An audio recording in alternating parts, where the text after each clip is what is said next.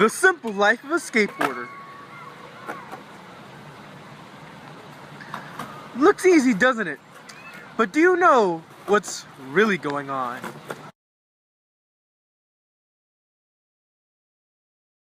My name's Franny.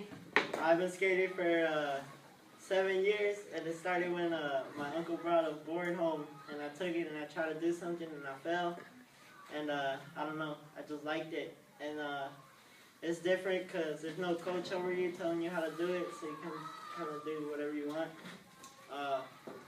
It helps me get around, like from school to home, anywhere. Yeah. My name's Real. I got a question, like, how does skateboarding relate to like mathematicianalizing and like math and stuff? Like, how can you connect 5 + 5 = 15 to like skateboarding and stuff like that? Actually, that's a really good question. And my friend Josh here can explain it a little better. Well, like Freddie said, I'll explain for you. There are actually different ways to connect skateboarding to math. So, one, there's speed, such as velocity. If he wants to jump over this car right here, he needs to know how much speed he will need in order to get over there. Also, he will need to know the angles, what angle he will need to get over there. Also, he needs the distance formula to see how far he needs to jump to get to the next the ground to get to the floor to land that trick. And there's also 360s to see how he wants to go in a full circle to do a trick. Let's say if he does half a full circle of a trick, or he only wants to do half a circle, 180. Alright, so math, it actually helped the development of tricks. So let's say I'm doing a 360 flip. That's when the board spins 360 degrees and it also flips 360 degrees. Angles, let's say I'm approaching a handrail off some stairs. I'm going to have to know where to come from. I don't want to just go straight if I'm trying to do a crook, because I'm going to try to come at a little angle so I can get on there and lock in right. Feeble, it's another trick. If I'm trying to get in, I have to pop it and adjust my board a certain way so that it locks in right and I don't fall. And yeah. I have to pop it and adjust my board a certain way so that it locks in right and I don't fall. And yeah. I have a question. How is this related to That's science? another. As you all may not know, there's a lot of science involved in skateboarding. And like, you may just think that these wheels and grip tape is just like simple, but no. Most skateboards actually are made up of maple wood for that strong and yet flexible kind of feel to it. And the grip tapes are usually made of like carbon, they use carbon to make the grip tapes. And also, if you look at the wheels, these wheels are made out of polyurethane, which makes it last longer. Like, this is the equation for polyurethane. And what it does is like it lets the wheels last very long. They tried to use wood and metal before, but it just burns out too quickly. So polyurethane was the next best thing. Then the grips and the trucks right here they're all made out of metal alloy, and metal alloy is very strong and docile and malleable.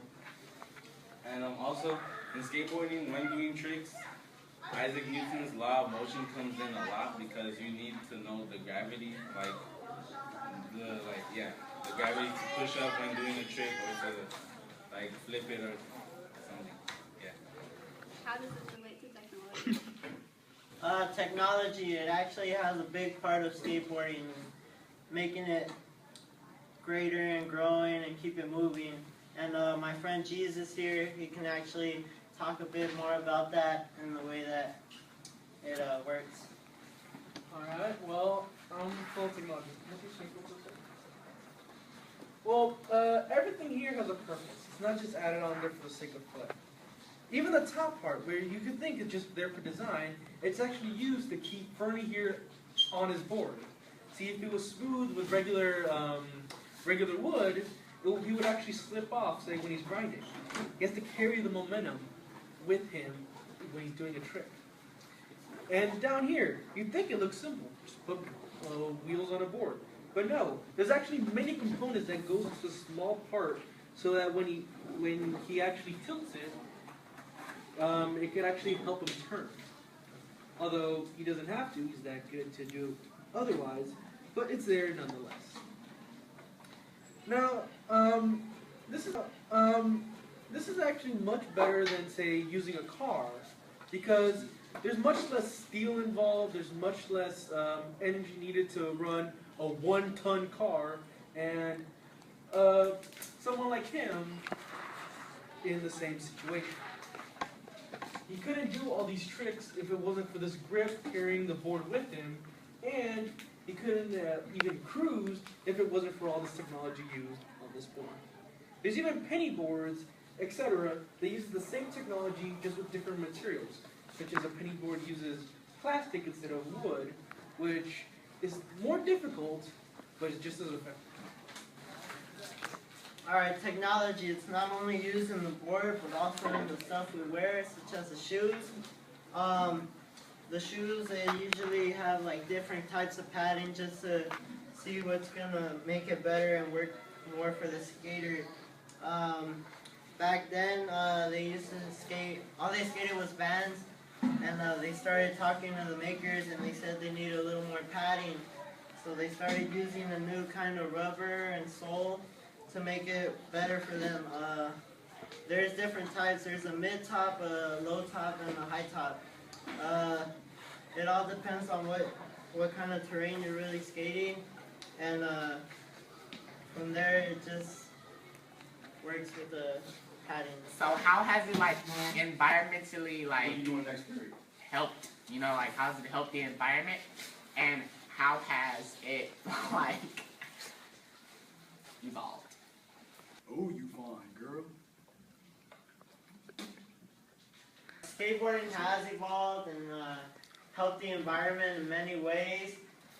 Actually, my friend here, Stephanie, she's going to talk a little bit more about that and go in deeper. The materials used in the skateboard has evolved during time. For example, the material for the wheels and the actual shape of the board. They're also environmental friendly because it's easier transportation and it doesn't produce gas like cars. And polyurethane is very environmental friendly, including the elements inside it. For example, nitrogen, carbon, oxygen, and H2O, which is water.